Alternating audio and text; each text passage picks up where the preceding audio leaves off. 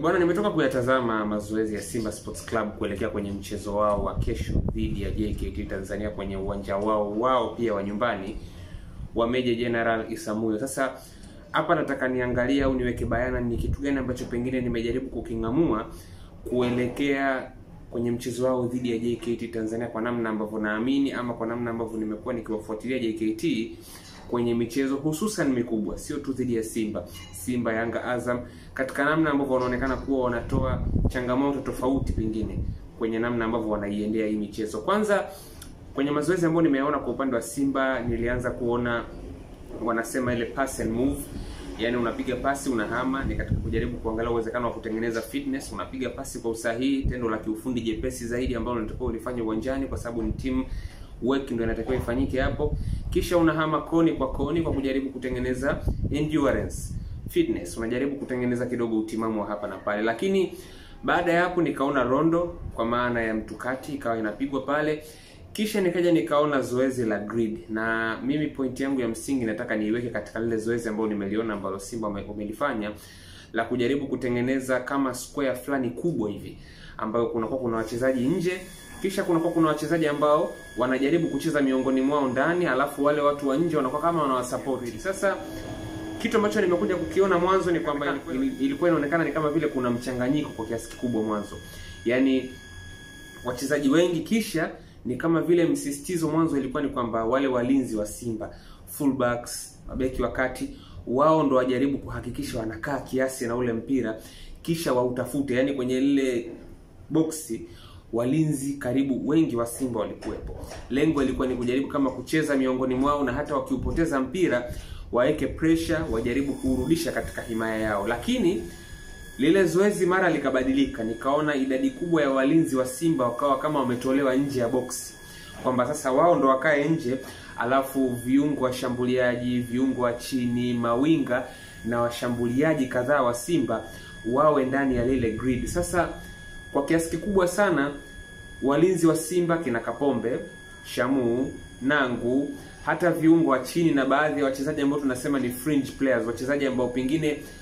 unaweza usiwaike kwenye hesabu sana kwa ajili ya mchezo husika, kina Chasambi nani, wakawa wanaunda lile boxi kule nje. Yani wao wakawa ni kama wamekaa stationary kule nje, wanasubiri kucheza pasi ambazo zitapigwa na wachezaji ambao wako ndani. Lakini kwa kiasi kikubwa sana mawinga, viungo washambuliaji, viungo wa chini wakawa kwa kiasi kikubwa wamewekwa. Sasa pale kitu ambacho kilikuwa kinajaribu kufanyika kwanza ni kujaribu kucheza under pressure, ball circulation under pressure, kujaribu kuutembeza mpira kwenye mazingira ambayo kuna shinikizo ambalo linawekwa kwa wale wachezaji. Sasa kwa nini labda mabeki wengi ambao nilikuwa nawaona ndo wamewekwa nje, alafu nikawa naona kama vile viungo na washambuliaji na viungo wa pembeni na washambuliaji wa pembeni ndo wamejazwa zaidi pale? Unajua, ukijaribu kutizama kuelekea kwenye mchezo dhidi ya JKT Tanzania, ni kama vile mwalimu Dimitar Pantev anajaribu kutengeneza mazingira ya viungo wake, mawinga na hata namba 10 wake kuwa kwenye urahisi wa kujaribu kucheza kwenye mazingira ambayo yatakuwa yana pressure muda mwingi, kwa sababu JKT Tanzania katika namna ambavyo wanaziendea hizi mechi kubwa, hasa dhidi ya Simba particularly ambao ndo watakuwa wapinzani wao hapo kesho, wanapenda zaidi kufunga nafasi na kuzuia. Sasa hilo moja, lakini pili, JKT ni kama vile aggression level yao, yani matumizi ya nguvu ambao wanakuwa wanayatumia kwenye michezo kama hii inakuwa ni mikubwa. Kwa hiyo mwalimu amejaribu kuwatengenezea Simba mazingira ya kucheza katika eneo fulani finyu, na amejaribu kutengeneza mazingira ya kuwaweka wale wachezaji ambao watakuwa wanahusika zaidi kwenye maeneo hayo, viungo wa chini, viungo wa juu, mawinga, ili waweze kuwa kwenye mazingira ya kucheza katika shinikizo ambalo wanaweza kwenda kuliakisi katika mchezo dhidi ya JKT, kwa sababu ndivyo ambavyo JKT wanakuwa wanaiendea hii mechi dhidi ya Simba. Wanakaa nyuma, wanajaribu kufunga nafasi, wanakuwa very aggressive dhidi ya viungo wa timu pinzani, dhidi ya mawinga wa timu pinzani, wanakuwa very aggressive kwa mtu ambaye anawafuatilia JKT. Kwa hiyo ni kama vile Pantev amejaribu kureplicate hicho kitu mazoezini, kwamba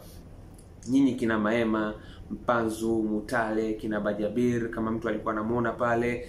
na viungo wengineo kina Kagoma nani, mtakuwa mnacheza zaidi hapa, na tutatengeneza mazingira nyinyi kuwa kwenye pressure kwenye zoezi hili, ili kuakisi uhalisia wa kile ambacho JKT wanapenda kukifanya katika michezo mikubwa, na hasa dhidi ya Simba pia, kama ambavyo tumewahi kuwaona msimu uliopita. Licha ya kwamba michezo yote miwili walipoteza kwa ushindi mwembamba wa Simba, lakini ilikuwa ni intense, ilikuwa ni tough kwa kiasi kikubwa sana. Kwa hiyo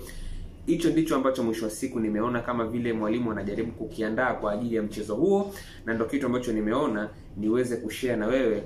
Kama pengine utakuwa umetizama tu highlights lakini ukawa pengine hujajua hasa nini ambacho kilikuwa kinalengwa pale, basi kwa mtazamo wangu ni hicho, kulingana na uhalisia wa jinsi ambavyo JKT wamekuwa wakizi approach mechi kubwa, na hususan dhidi ya Simba Sports Club, mchezo ambao unafuatia wa ligi kuu ya NBC.